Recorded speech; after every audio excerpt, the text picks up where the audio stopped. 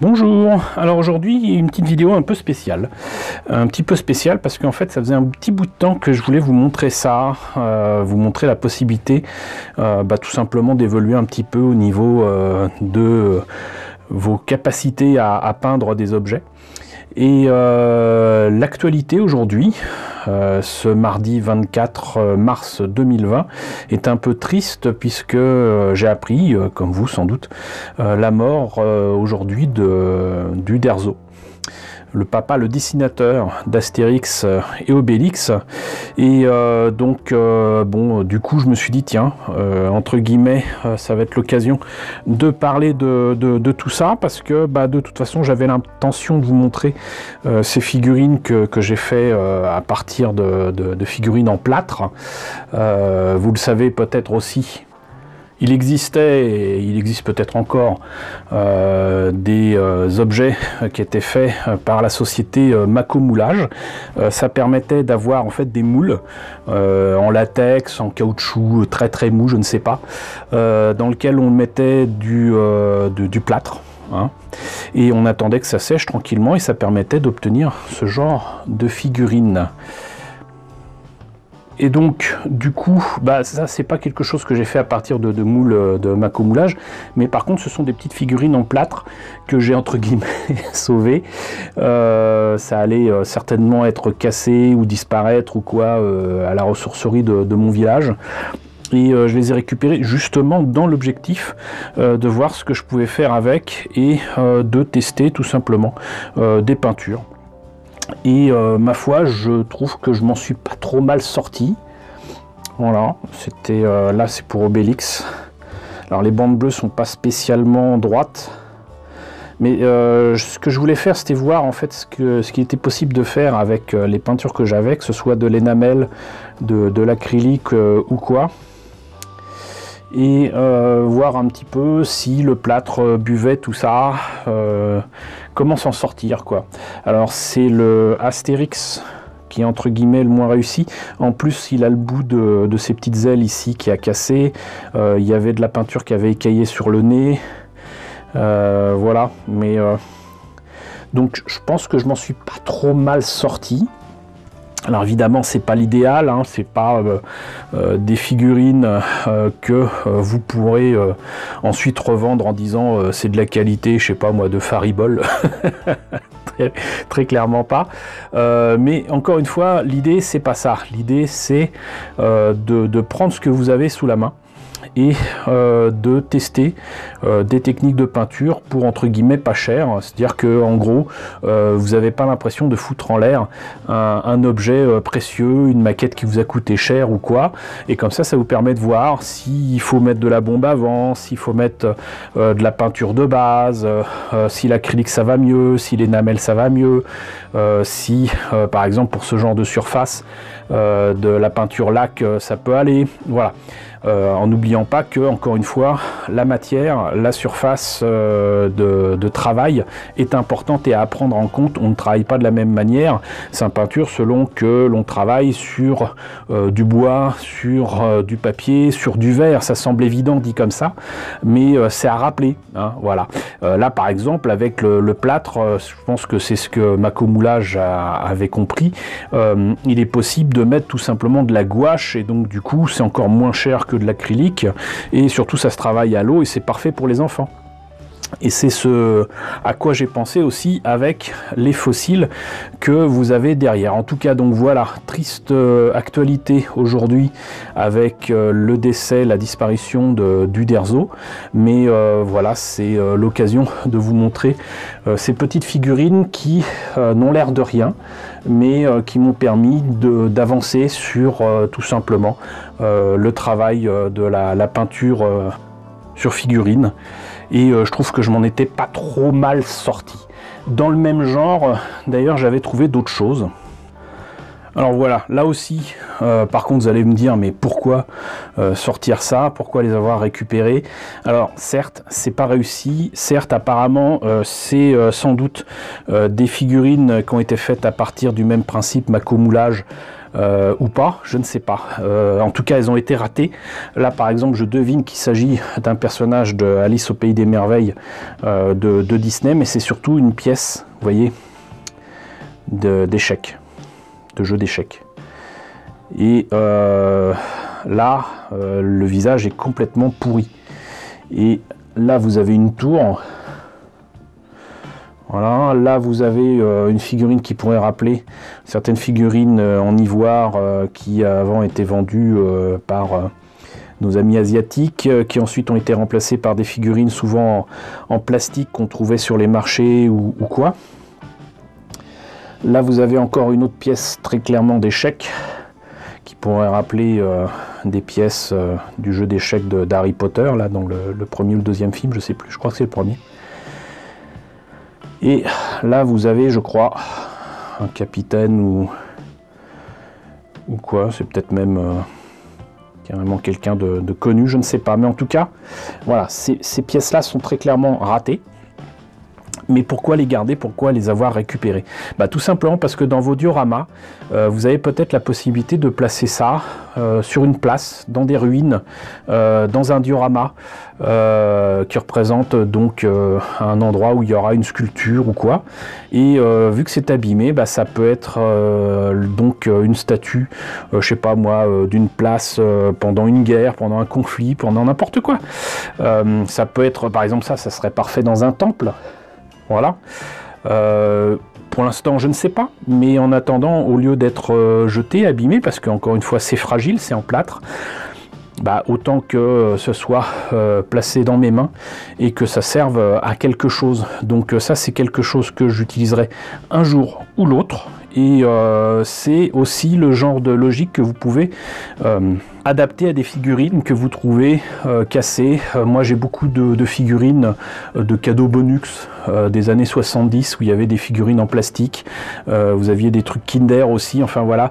Vous avez, bon, pas forcément des figurines de jouets parce que là il y a des trucs vraiment pas terribles, mais vous pouvez adapter ce genre de choses aussi sur les places des villes et des villages. Vous avez souvent des soldats par exemple qui représentent des poilus de la Première Guerre mondiale, et moi par exemple j'ai clairement une figurine qui représente un soldat de la Première Guerre mondiale mais auquel il manque les jambes et je crois même carrément la tête, mais comme c'est en plastique dur, bah c'est parfait parce que je peux représenter ça éventuellement sur une place qui aurait été bombardée ou quoi.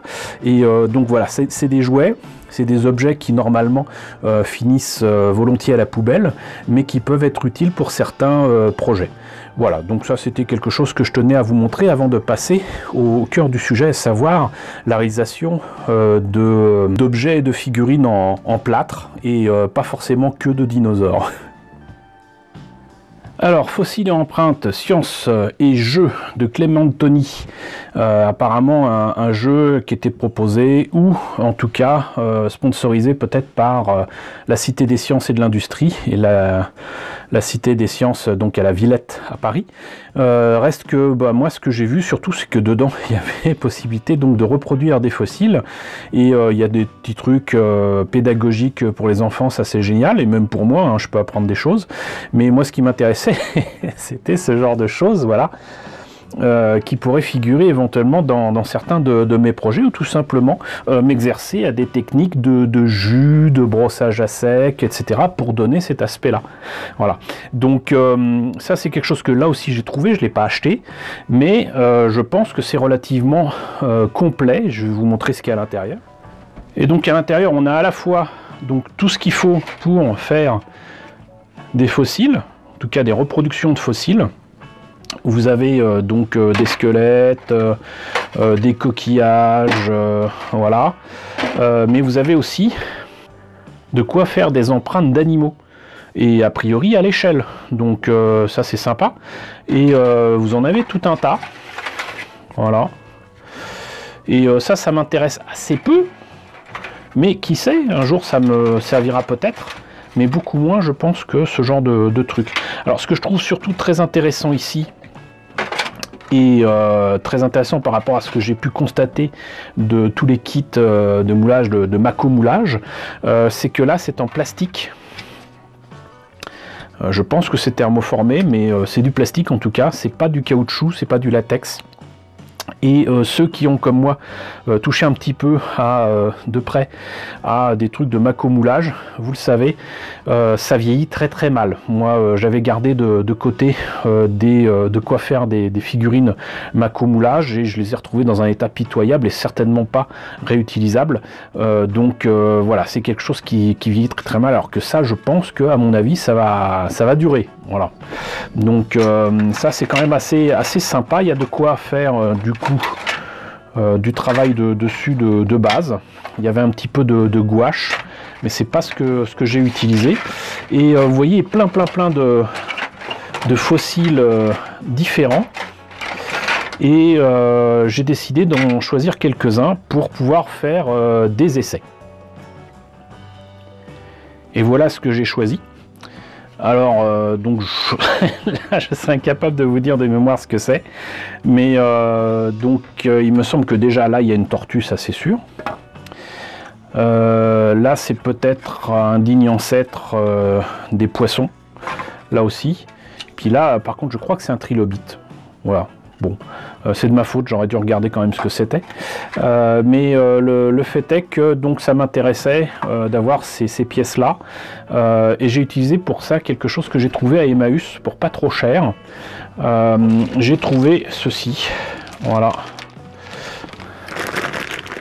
Et il y avait écrit moulage léger, facile à peindre. Et je me suis dit, bah là, c'est parfait. Parce que j'avais du plâtre, mais du plâtre plutôt pour du bricolage et trucs comme ça. J'étais pas sûr que ça convienne. Et franchement, j'ai été assez étonné par cette matière. J'imagine que c'est fait exprès.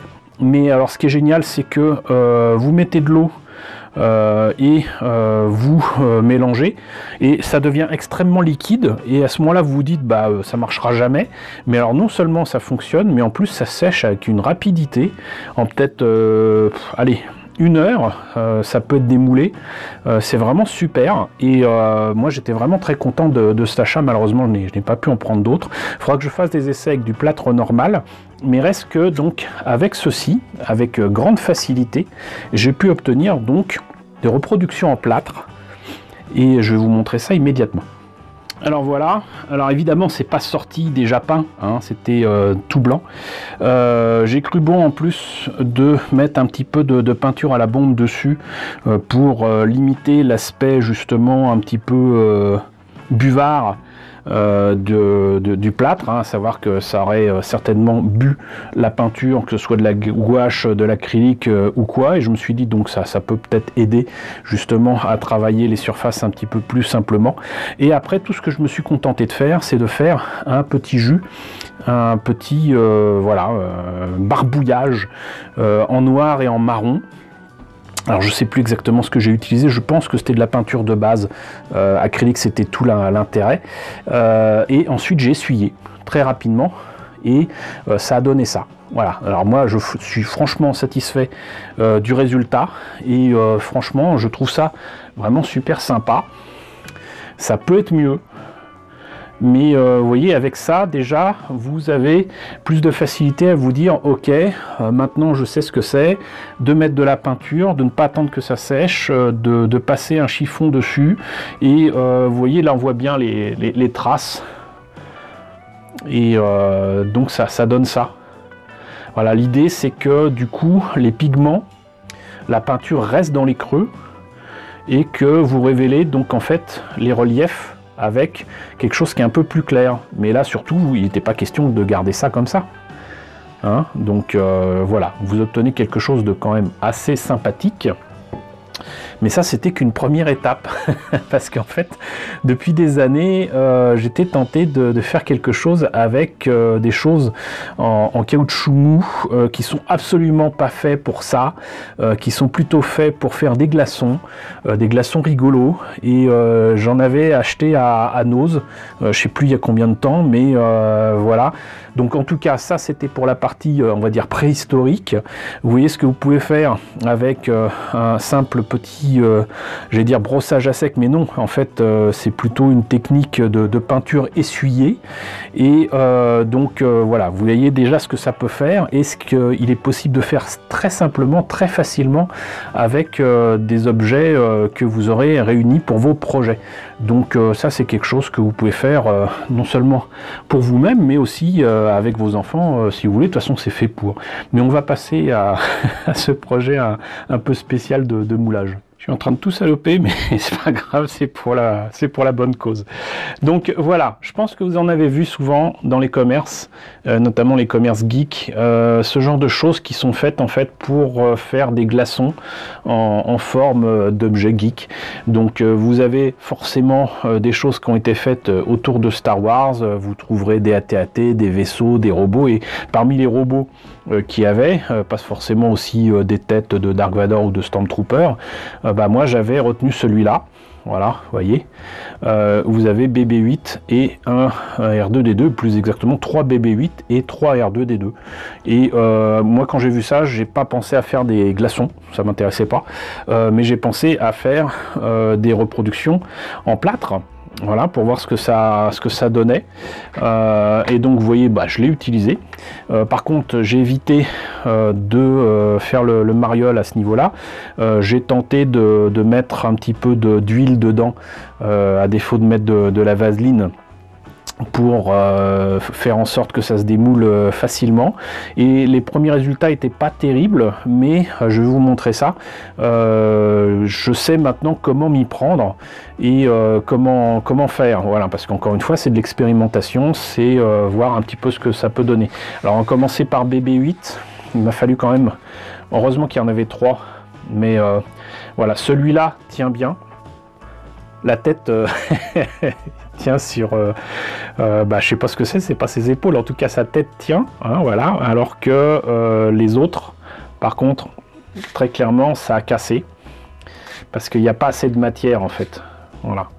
Donc ça c'est quelque chose à prendre en compte. Ça n'a pas tenu, mais encore une fois, je vous le répète, avec ce plâtre que j'ai acheté à Emmaüs, qui est vraiment fait pour les moulages et tout ça, j'ai mis vraiment du liquide qui était de la consistance du lait, et j'ai réussi à obtenir quand même des détails assez sympatoches. Et ça me fait dire que pour certaines sociétés qui proposent des moules comme ça, pour faire des dioramas, pour le modélisme ferroviaire, je crois même qu'il en existe pour les plateaux de jeux et faire des dioramas de jeux, hein, voilà. Bah, finalement c'est loin d'être bête, et il n'y a pas nécessité de faire ça avec de la résine, on peut faire ça avec du plâtre tout bête quoi. Et donc voilà, encore un autre BB-8 qui est pas trop mal. Et ce que je vais faire, c'est que avec ces BB-8, je vais aussi m'entraîner à faire de la peinture correctement, pas comme je fais d'habitude. Et pour ça, j'ai quand même peint aussi à la bombe dessus pour éviter que la peinture soit bue par le plâtre et dépasse de l'endroit où j'ai peint. Et remarquez que les bombes qu'on utilise, notamment celles que je vous recommande d'Action, faites attention, vraiment attention, parce que vous voyez ce que ça donne sur du polystyrène, ça bouffe le polystyrène. C'est bon à savoir aussi pour certains projets, mais là on reconnaît donc les formes de BB-8, et voilà ce que ça donne. Donc ça bouffe le polystyrène, imaginez ce que ça peut faire sur vos poumons, donc faites attention à ça. Et donc pour peindre, alors maintenant j'ai le bouquin qui va bien du réveil de la force, mais sinon là aussi, comme quoi des fois des produits dérivés peuvent servir. Là vous avez une trousse que je vous ai déjà présentée lors d'un bon plan. Bah là je pense que les peintures, les détails correspondent au vrai BB-8 du film, et bah, ça va m'aider à faire ce cas là. En plus c'est presque la même surface qui est présentée par ce BB-8 en plâtre, donc ça c'est cool.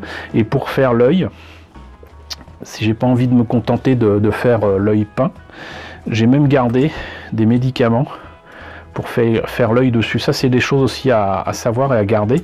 Là vous voyez, donc vous avez ici ce qu'il faut pour faire l'œil de BB-8 ou d'autres trucs, hein. Donc voilà, ça c'était pour BB-8. Et pour R2D2, ça a été encore plus, comment dirais-je, difficile de faire en sorte que les pieds tiennent, mais en plus de toute façon la forme est quand même assez décevante.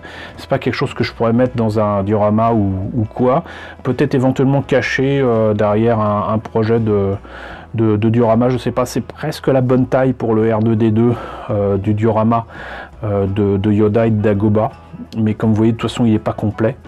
Et bon, on verra, mais ça peut être sympa pour faire par exemple, je sais pas moi, des trucs à mettre sur un frigo avec des aimants et tout, mais ça reste quand même assez fragile ce genre de choses, donc là en tout cas en plâtre c'est pas envisageable. Mais vous voyez ce que ça donne quand on met trop de plâtre.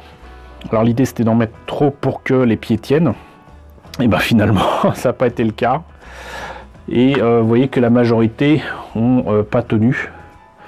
Mais encore une fois, ça s'est fait avec une facilité, une rapidité incroyable. Hein. Que ce soit les dinosaures ou ces trucs-là, j'avais préparé donc le plâtre pour plusieurs essais. Et ça s'est fait en peut-être 1 ou 2 heures, même pas.